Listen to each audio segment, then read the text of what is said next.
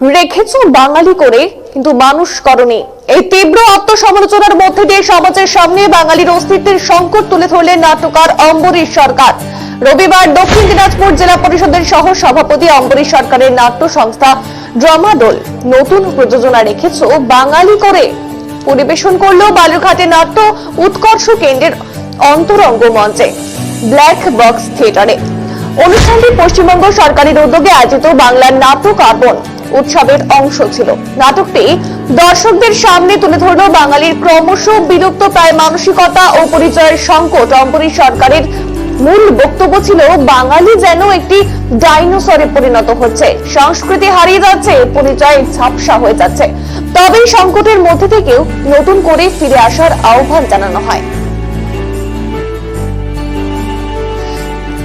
ড্রামাডোলের এই প্রযোজনায় অম্বরীশ সরকার এককভাবে কেন্দ্রীয় চরিত্রে অভিনয় করলেও রোহন চক্রবর্তী, অয়ন মজুমদার, নান্ত সরকার ও নিহার বিশ্বাস তাদের অভিনয়ে নিখুঁত সহায়তা দিয়েছেন। এবং নাটকের শেষে অম্বরীশ সরকার বলেন, নাটক হলো সমাজের আয়না। আমরা সমাজের বিভিন্ন সমস্যা তুলে ধরি এবং মানুষকে ভাবতে বাধ্য করি।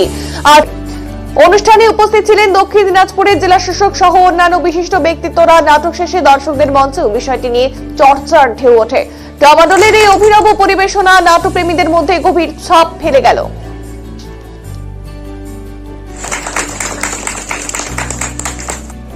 ড্রামাডোল বাঙালির যেটা হচ্ছে ড্রামাডোল বললো বাঙালি ডাইনোসর হচ্ছে, তুলে ধরলো। ড্রামাডোল বাঙালি কিভাবে ডাইনোসর হচ্ছে তুলে ধরলো, ফিরে আসার গল্প বললো না। আগামী বছর ড্রামাডোল কি বাঙালি ফিরে আসার গল্প বলবে? নাটক সবসময় পথ একদম কোট আনকোট বলে দেয় না যে আপনাকে এইভাবে ফিরতে হবে, ওইভাবে ফিরে আসতে হবে। নাটক প্রশ্ন তোলে, দর্পণটা মানুষের সামনে দাঁড় করিয়ে দেয় এবং সেখান থেকে মানুষ কি করবে সেটা তাদের বিষয়। একটা নাট্য দল বা একটা নাট্য প্রযোজনা তো এইটা বলে দিতে পারে না যে আপনি এখানে আসুন বা এটা সঠিক ওটা ভুল, এটা বলে দিতে পারে না।